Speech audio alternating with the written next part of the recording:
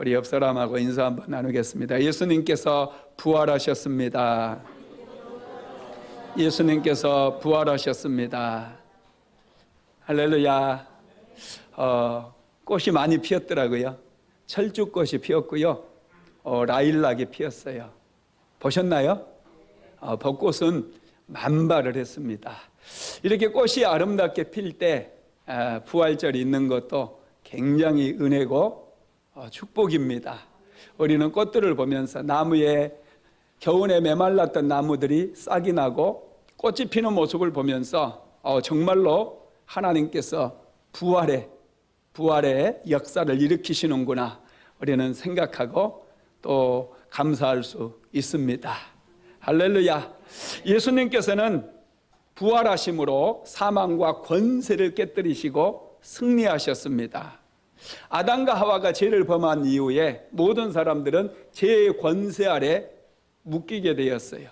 죄가 우리를 이끌고 가고, 죄가 우리를 망하게 하고, 죄가 우리로 하여금 질병으로 고통당하게 만들고, 여러분, 죄는 파괴하는 능력이에요. 우리의 인생을 송두리째 무너뜨려 버렸어요. 우리를 죽게 만들고 심지어는 영원한 지옥으로 빠뜨려 버리는 거예요.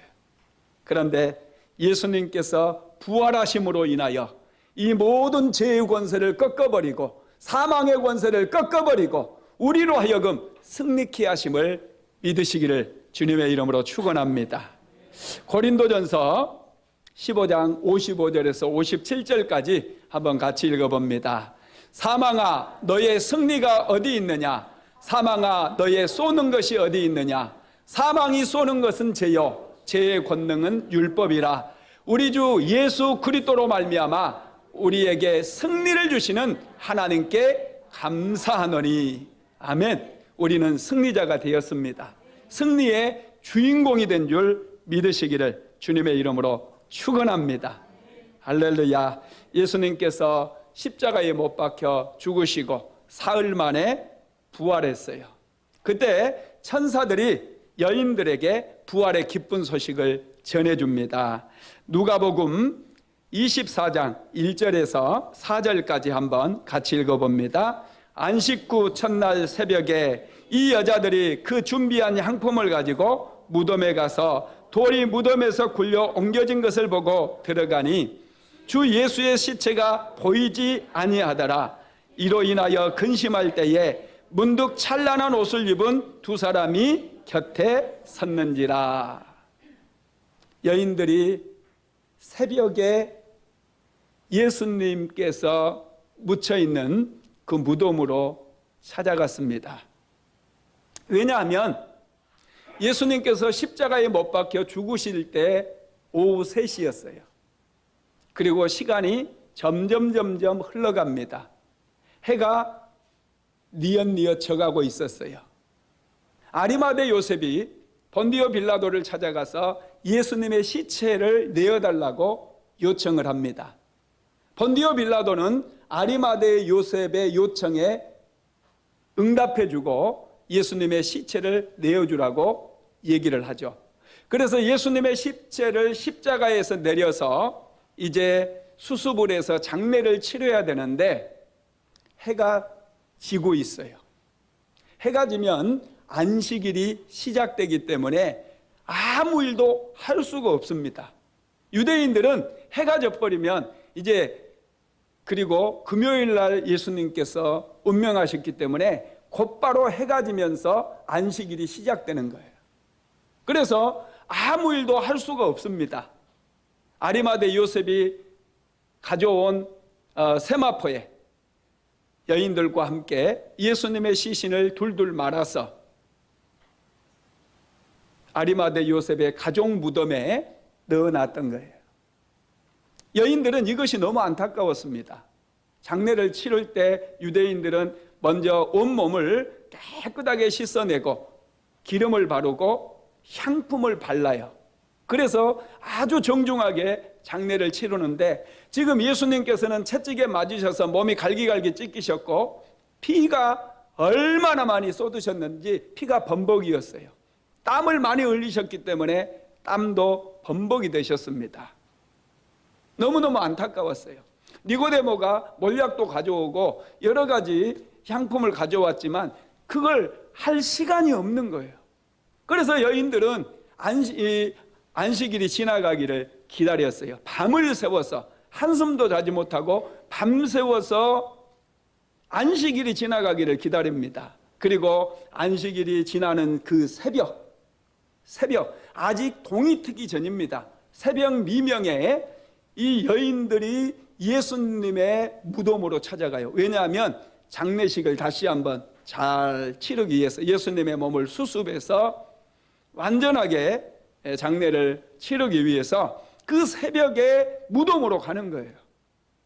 그런데 천사들이요, 예수님의 부활 소식을 전달해 줍니다. 자, 누가복음 24장 5절에서 6절까지 한번 같이 읽어봅니다.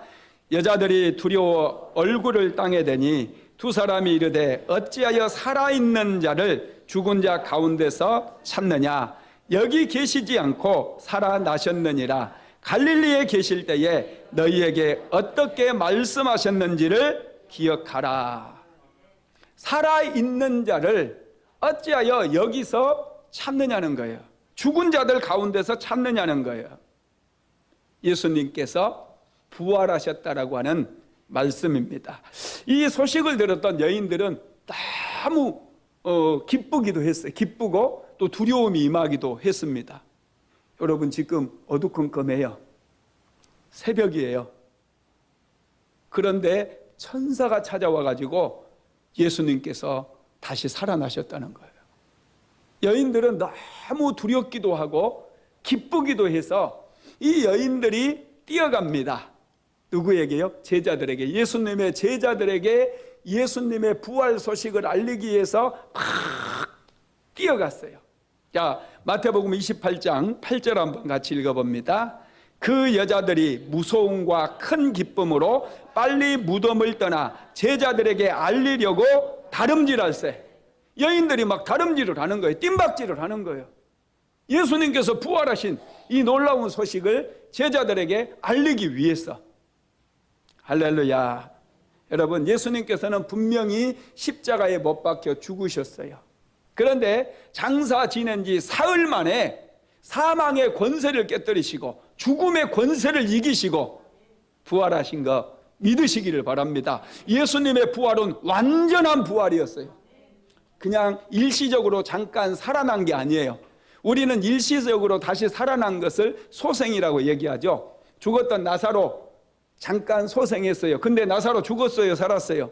죽었어요. 회당장 야이로의 딸 예수님이 살리셨어요. 그런데 지금 회당장 야이로의 딸은 어디 있습니까? 다시 죽었어요. 예수님의 죽음은 여러분 완전한 죽음이었지만 예수님의 부활은 완전한 부활이었다는 거예요. 예수님은 부활하셨고 지금도 살아서 역사하시는 분이에요. 믿으시기를 바랍니다.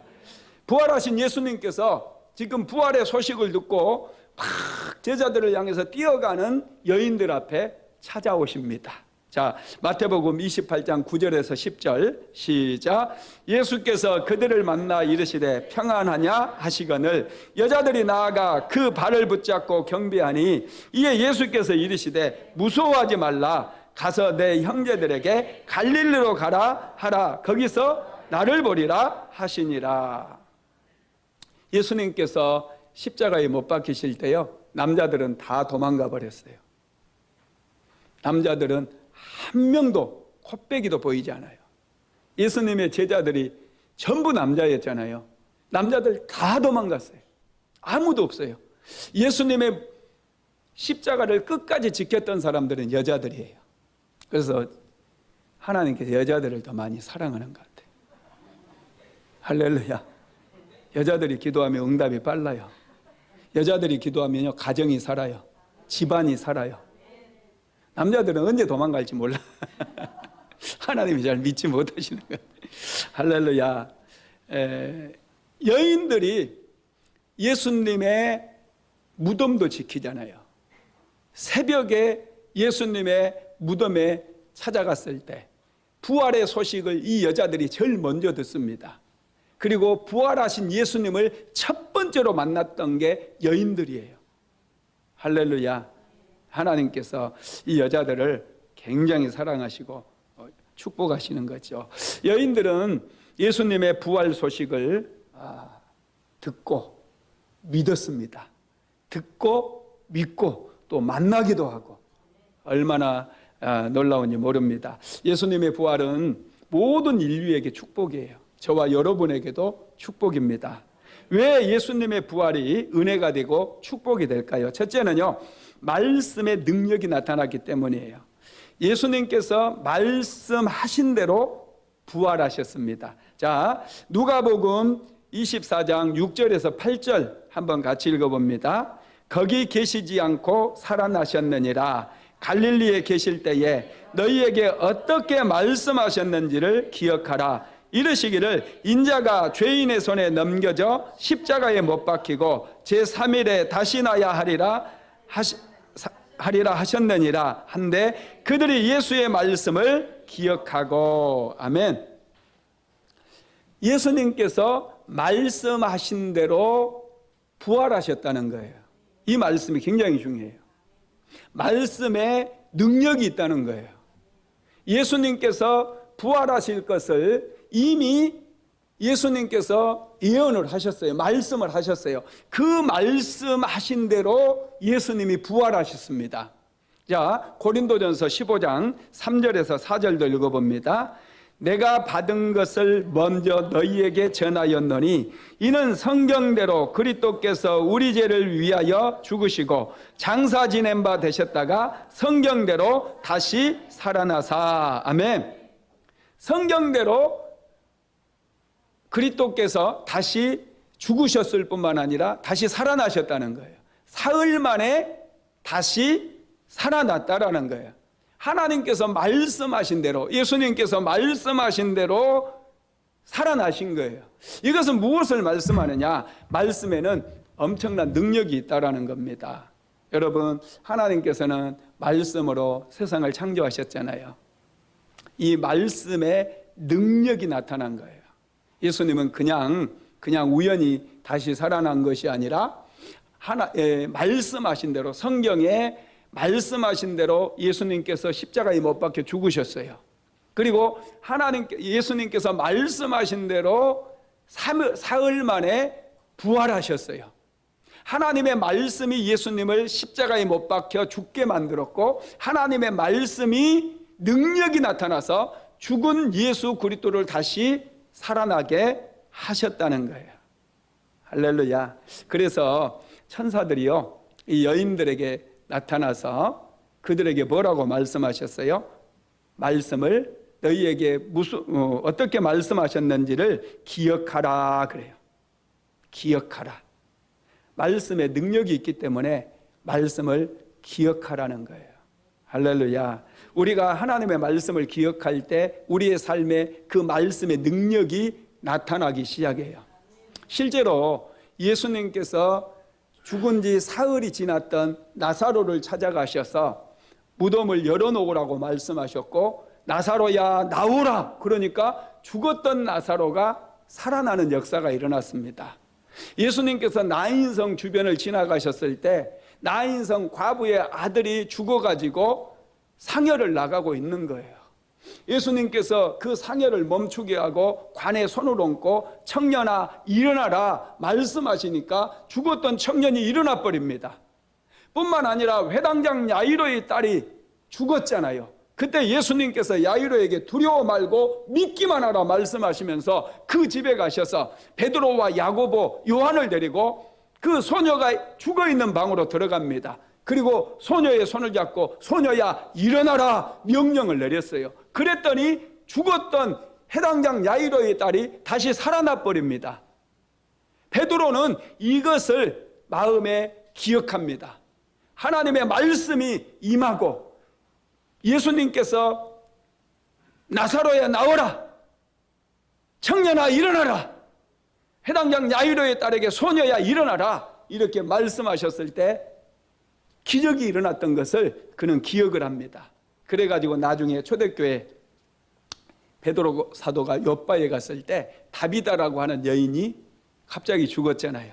그때 베드로가 그것을 기억해서 다비다야 일어나라 명령을 내립니다. 그랬더니 죽었던 다비다가 살아나 버리는 그런 역사가 일어났다는 거예요.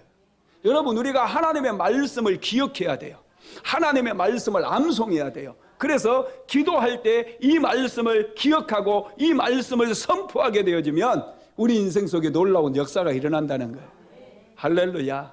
여러분, 말씀은 능력이라는 거 믿으시기를 바랍니다. 자, 이사야서 55장 10절로 11절 한번 같이 읽어봅니다.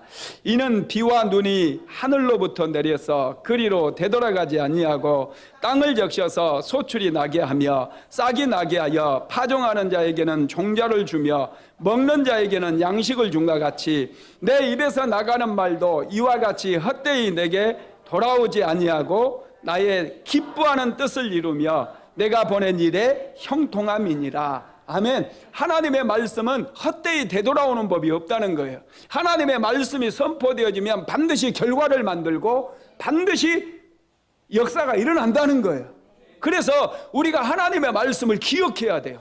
절대로 잊어버리면 안 되는 거예요. 세상에는 잃어버려도 되는 지식이 있고 반드시 기억해야 되는 지식이 있습니다. 이 지식이 우리를 살리기 때문에 그렇다라는 것이죠. 자, 두 번째로 우리가 예수님의 그 부활하신 그 부활의 축복과 은혜를 우리가 기억해야 되는 이유는요, 성령님의 능력이 나타났기 때문입니다. 인생의 문제는 능력의 문제예요. 능력 중에는요, 파괴하는 능력이 있고요, 살리는 능력이 있습니다. 죄는 우리를 파괴합니다. 우리의 인생을 파괴해요. 죄 때문에 가정이 깨집니다. 남편이 바람을 피워서 가정이 깨지기도 하잖아요. 죄는 가정을 무너뜨려 버려요. 죄는 국가를 무너뜨립니다. 소돔과 고모라가 왜 망했습니까? 죄 때문에 망했어요.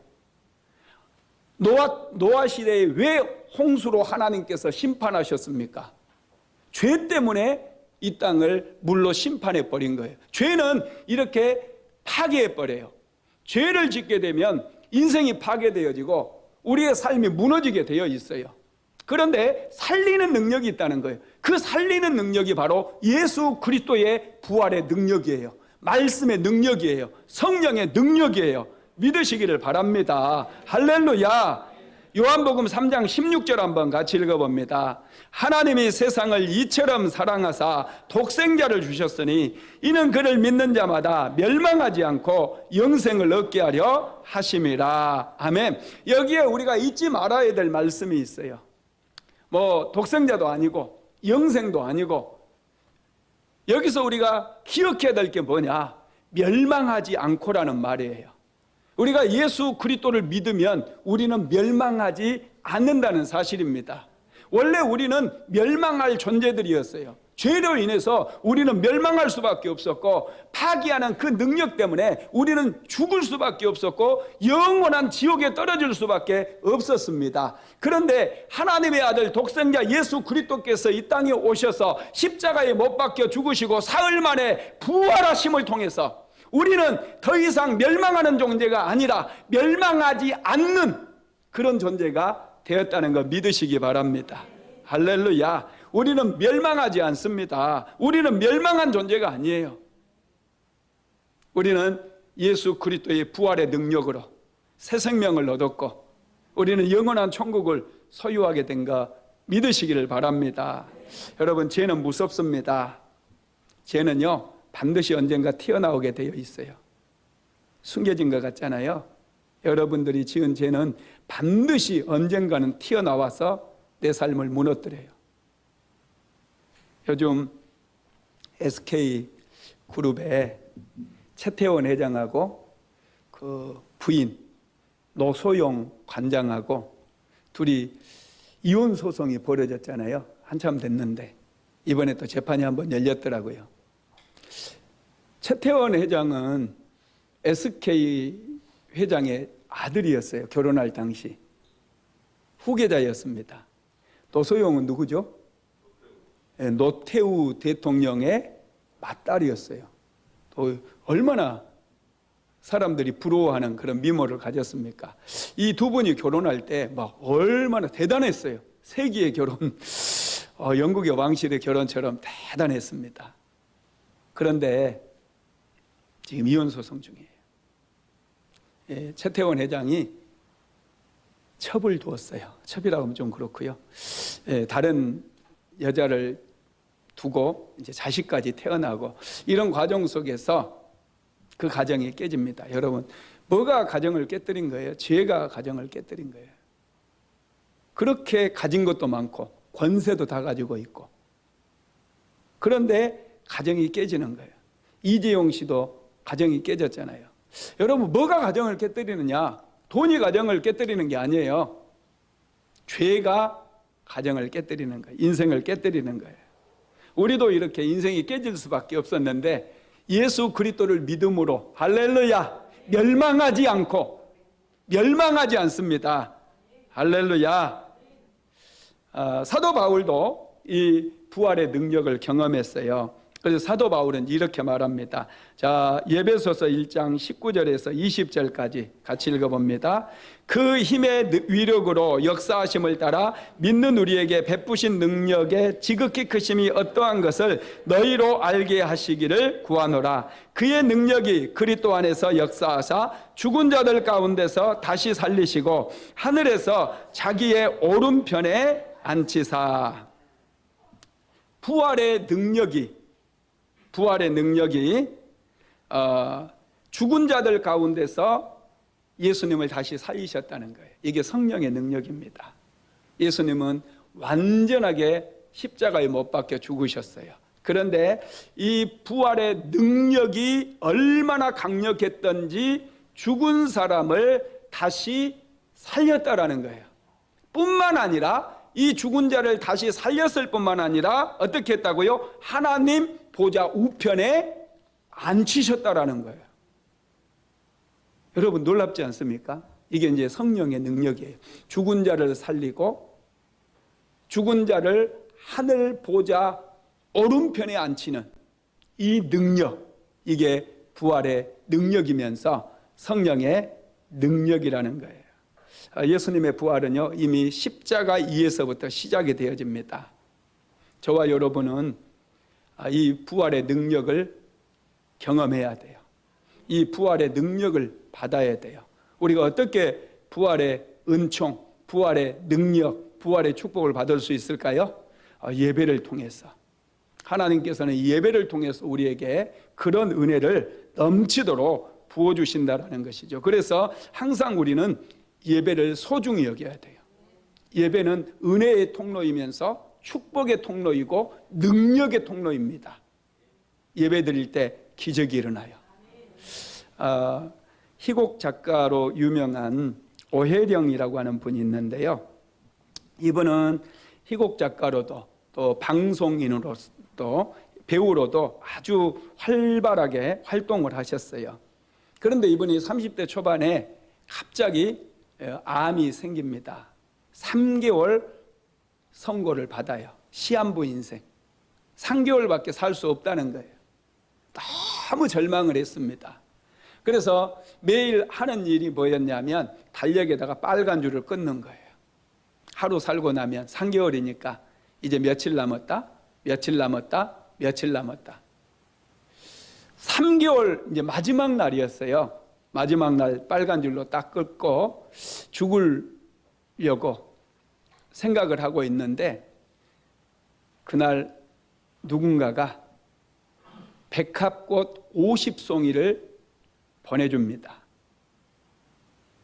카드와 함께. 그 카드에는 뭐라고 쓰여 있었냐면 희망을 버리지 마세요.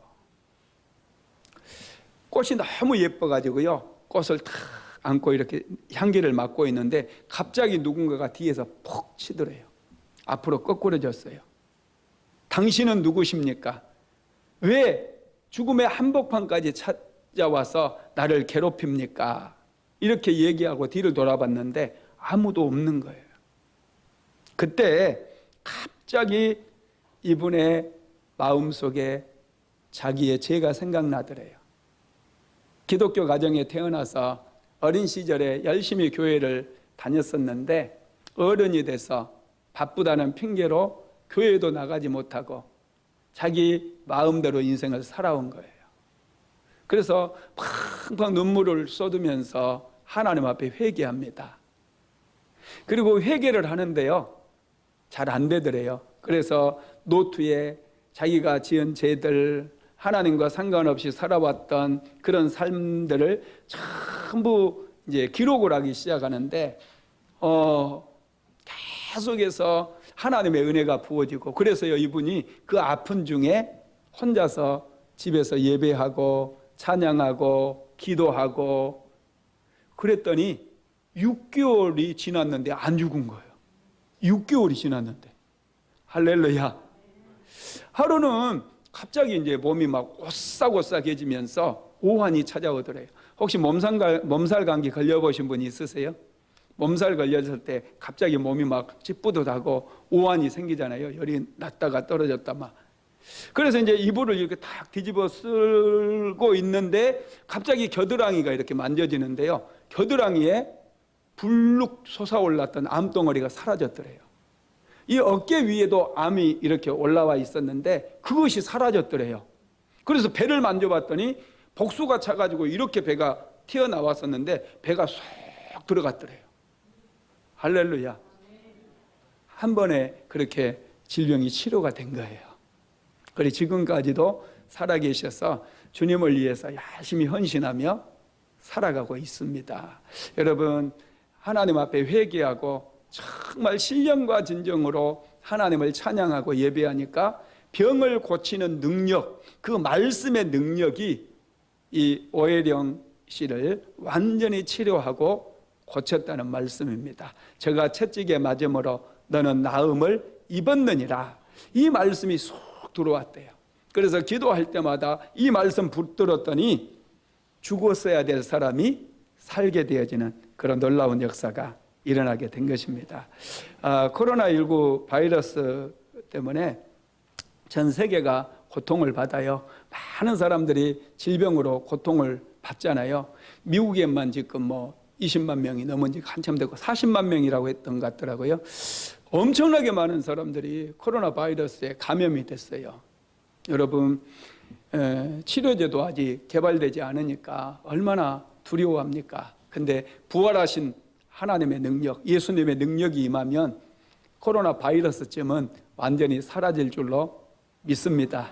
제가 계속 이제 나라와 민족을 위해서도 기도하고 코로나 바이러스 소멸되게 해달라고 기도하는데 몇 주 전에 하나님께서 그런 감동을 주시더라고요. 부활절을 기점으로 사라질 거다고. 그렇게 될 줄로 믿습니다. 그런데 미국에서는요, 여러분, 코로나 바이러스가 막 유행을 하니까 사재기를 하는데 화장지 사재기 뭐 이런 건 우리가 들어봤잖아요. 그런데 또 다른 것을 막 사재기를 한대요. 그게 뭐냐면 총기류를 엄청나게 사재기를 한대요. 그래서 하루에 총기류가 20만 개가 막 팔려나간대요. 권총, 소총, 그런 총들이.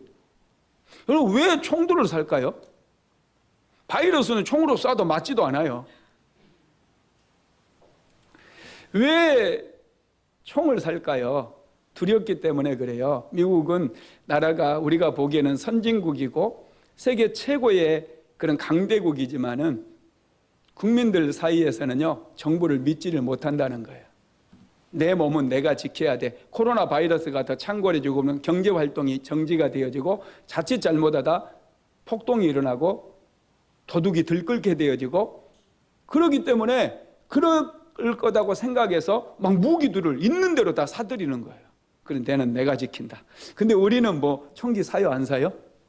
안 사잖아요. 팔지도 않지만 그래도 공기총은 파니까 우리 대한민국에서는요, 그런 사재기가 일어나질 않아요. 왜 그러냐면 정부를 믿어요.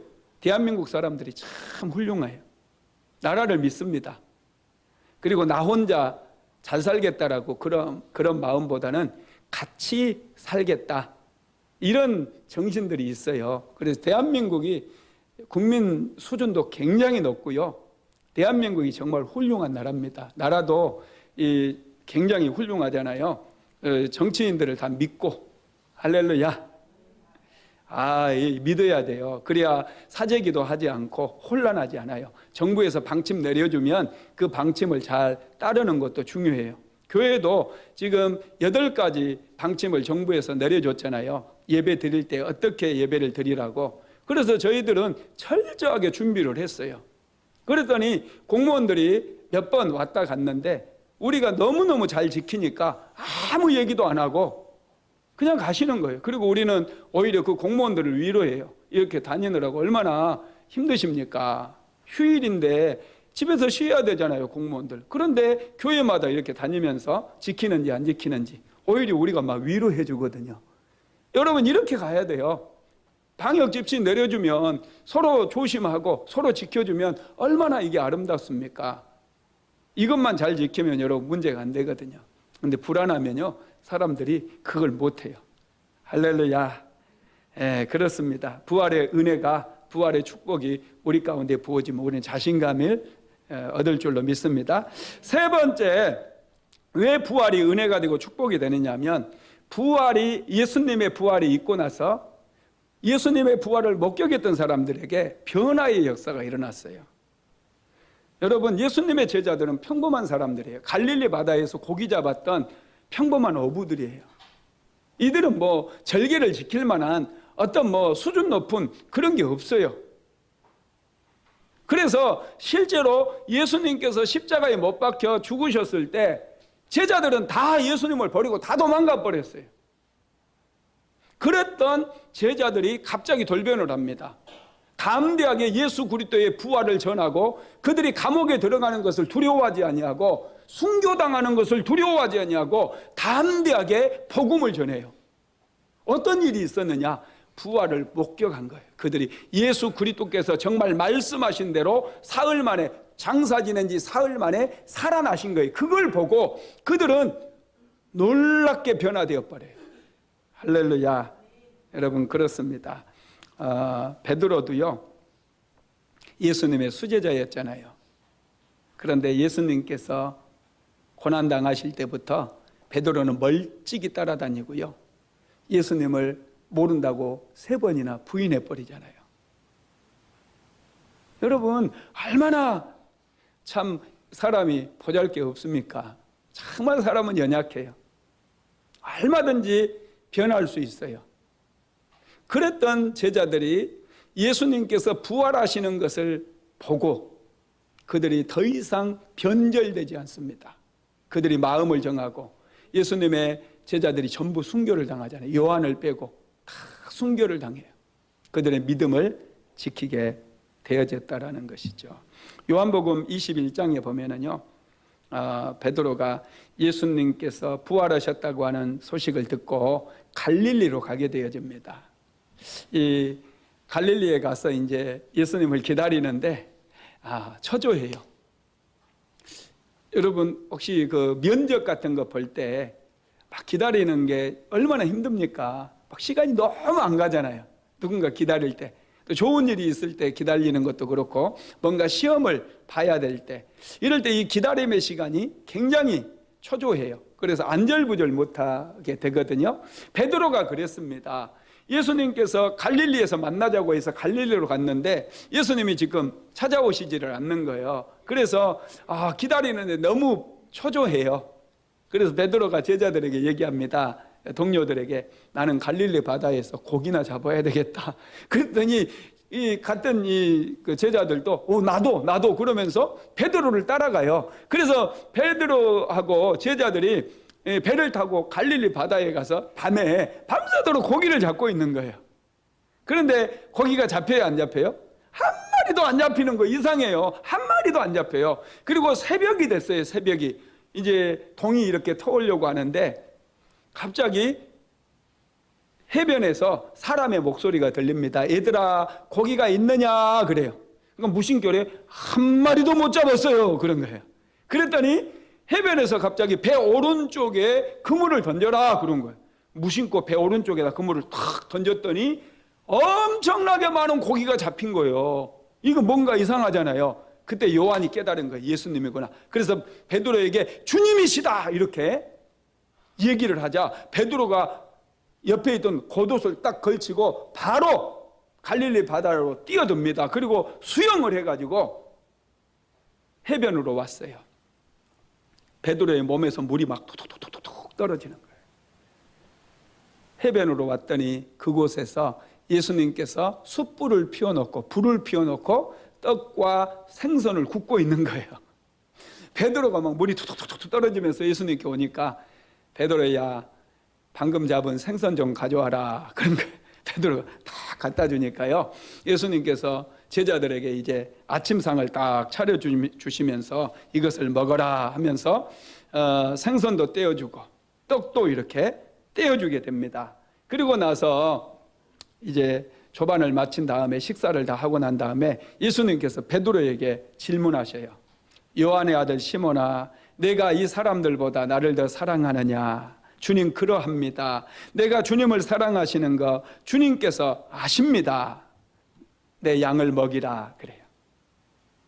그리고 한참 있다가 또다시 예수님께서 베드로에게 요한의 아들 시몬아, 내가 나를 사랑하느냐? 예, 내가 주님을 사랑하는 줄 주께서 아시나이다. 내 양을 치라. 그리고 한참 있다가 또다시 예수님께서 말씀하시는 거예요. 요한의 아들 시몬아, 내가 나를 사랑하느냐? 그럼 여러분 세 번째 얘기하면 좀 기분 안 나쁠까요? 아까 내가 사랑한다고 했잖아요. 도대체 나한테 어쩌라고요? 나 죽으라고요? 어쩌라고? 아마 여러분 같았으면 틀림없이 어쩌라고 했을 거예요. 어쩌라고? 베드로에게 세 번째 예수님께서 또 질문하는 거예요. 요한의 아들 시몬아, 내가 나를 사랑하느냐? 그때 베드로가 대답을 합니다. 주님 모든 것을 아시오매 내가 주님을 사랑하는 줄 주께서 아시나이다. 내 양을 먹이라. 예수님께서 말씀하셔요. 왜 이렇게 세 번을 반복해서 베드로에게 질문을 하셨을까요? 베드로의 마음에는 상처가 있었어요. 베드로는 예수님의 수제자였기 때문에 나름 자부심이 굉장했습니다. 다른 제자들보다 훨씬 더 베드로는 예수님을 사랑한 건 맞습니다. 그런데 가야바의 뜰에서 예수님께서 신문당하실 때 예수님을 모른다고 세 번이나 부인해버린 거예요. 이것이 베드로의 마음에는 너무 깊은 상처를 만들었어요. 자, 누가복음 22장 55절에서 60절까지 한번 같이 읽어봅니다. 사람들이 뜰 가운데 불을 피우고 함께 앉았는지라 베드로도 그 가운데 앉았더니 한 여종이 베드로의 불빛을 향하여 앉은 것을 보고 주목하여 이르되 이 사람도 그와 함께 있었느니라 하니 베드로가 부인하여 이르되 이 여자여 내가 그를 알지 못하노라 하더라. 조금 후에 다른 사람이 보고 이르되 너도 그 도당이다 하거늘 베드로가 이르되 이 사람아 나는 아니로다 하더라. 1시간쯤 있다가 또 한 사람이 장담하여 이르되 이는 갈릴리 사람이 참으로 그와 함께 있었느니라. 베드로가 이르되 이 사람아 나는 내가 하는 말을 알지 못하노라. 아직 말하고 있을 때에 닭이 곧 울더라. 아멘. 베드로가 예수님을 모른다고 세 번이나 부인한 거예요. 베드로는 자신만만했잖아요. 주와 함께 같이 죽겠다라고 그렇게 고백을 했지 않습니까? 주는 그리스도시요 살아계신 하나님의 아들이라고 고백했었고 다른 사람은 다 떠나고 있는데 영생의 말씀이 주께 있사오니 우리가 어디로 가리까? 이런 고백들을 베드로는 예수님 앞에 7번이나 고백을 해요. 7번이나.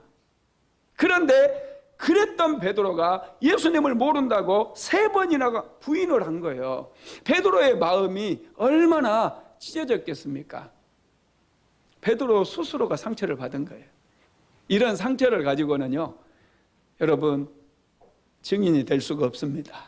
예수님께서 맡겨주신 사역을 감당할 수 없어요. 그래서 예수님께서 이 베드로를 찾아오셔서 이 베드로를 치료해 주시는데 베드로가 예수님을 모른다고 3번 부인했을 때 그곳에 불이 피어져 있었잖아요. 불을 쬐고 있었잖아요. 그러니까 그 현장을 만드신, 세트장을 만드신 거예요.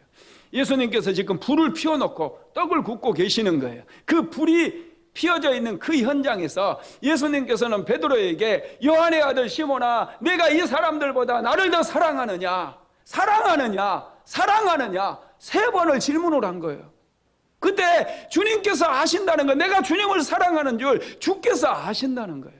그렇게 다시 한번 예수님을 모른다고 부인했던 베드로가 예수님을 사랑한다라고 3번이나 고백했을 때 베드로의 상처받은 마음이 치유되어지고 회복되기 시작합니다. 그래서 베드로가 이제 완전히 변화되어져서 그는 오순절 마가다락방에 성령을 받고 난 다음에 예수 그리스도의 부활의 증인이 되어서 감옥에 갇히는 것을 두려워하지 않습니다.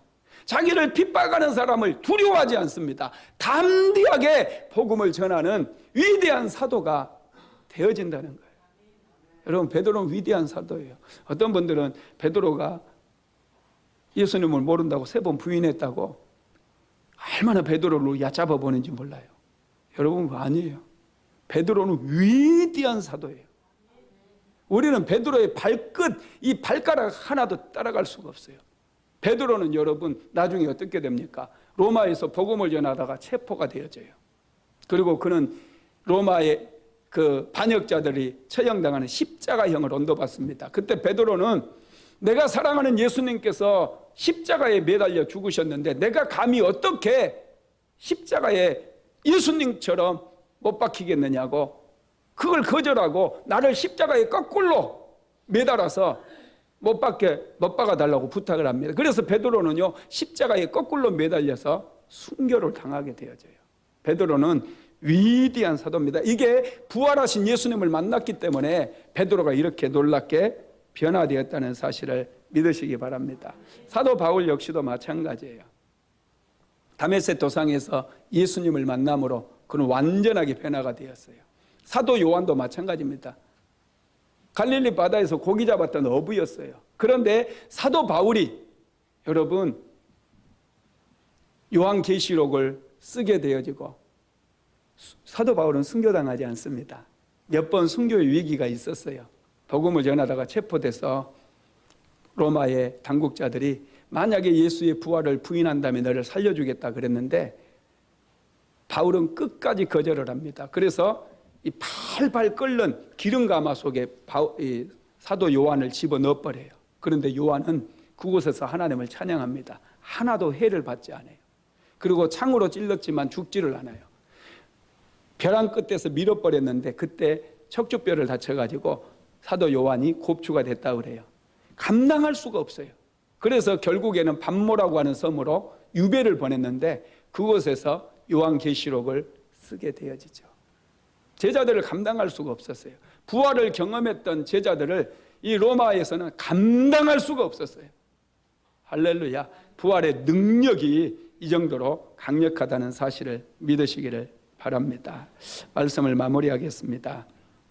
부활의 능력은 지금도 우리 가운데 역사하고 있어요. 어떻게 부활의 능력이 역사하냐면 우리가 먼저 죽어야 돼요. 우리의 자아가 죽어야 돼요. 우리가 강하면 부활의 능력은 역사하지 않습니다. 예수님을 한번 생각해 보세요. 예수님께서 십자가에 못 박혀 죽으셨을 때 부활의 능력이 나타나서 그를 죽은 자 가운데서 다시 살렸다는 거예요. 저와 여러분도 마찬가지. 내 자아가 죽으면 부활의 능력이 나를 살려줘요. 나를 영적으로 더 강하게 만들고 하나님의 자녀가 되게 만듭니다. 두 번째로는 우리가 연약할 때에 부활의 능력이 나타나게 되어집니다. 여러분, 예수님의 제자들, 많은 제자들이 있었어요. 그런데 부활하신 예수님께서 그들을 찾아오신 게 아닙니다. 예수님을 따르던 여인, 특별히 여자들 중에서도 가장 손가락질 당하는 7 귀신을 잃었던 막달라 마리아를 예수님께서 찾아오시는 거예요. 자, 마가복음 16장으로 갑시다. 마가복음 16장 9절에서 10절까지 한번 같이 읽어봅시다. 시작. 예수께서 안식 후 첫날 이른 아침에 살아나신 후 전에 7 귀신을 쫓아내어 주신 막달라 마리아에게 먼저 보이시니 마리아가 가서 예수와 함께 하던 사람들이 슬피하며 울고 있는 중에 이 일을 알림해. 아멘. 가장 연약한 여인 중에서도 가장 연약한 여인, 7 귀신 들려가지고 고통받던 이 여인을 예수님께서 가장 먼저 찾아오셔서 부활하신 예수님께서 만나주셨다는 거예요. 우리도 연약해질 때, 우리가 연약해질 때 예수님은 우리를 찾아오시고 우리를 만나주시고 우리에게 부활의 능력을 덧입혀 주시는 거 믿으시기를 바랍니다. 사람이 변화되는 것은 기적 중에 기적입니다. 사람이 잘 변화가 안 됩니다. 그런데 언제 변화가 되어지느냐? 부활의 능력을 경험하게 되어질 때 저와 여러분은 변화를 경험하게 되어집니다.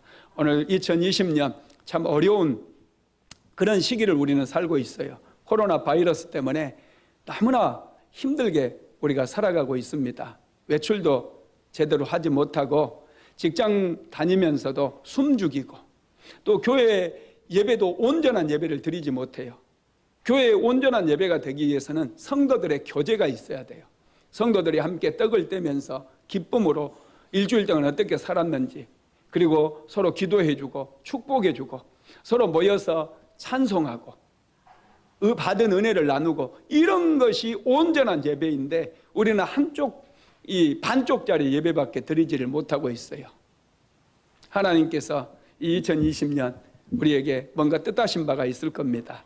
이 대한민국의 교회들의 그런 제약들을 하나님께서 치료해 주시고 다시 한번 우리에게 은혜 주시고 부흥 주시기 위해서 이런 시련을 주시는 줄로 믿습니다. 이번 부활절 예배를 통해서 이 땅이 치유되어지고 저와 여러분의 가정과 삶이 치유되어지고 예수 그리스도의 보혈의 능력, 부활의 능력이 우리에게 부어짐으로 다시 한번 우리는 새롭게 회복되어지고 새롭게 변화를 경험하는 그런 축복을 누리게 되기를 주님의 이름으로 축원드립니다.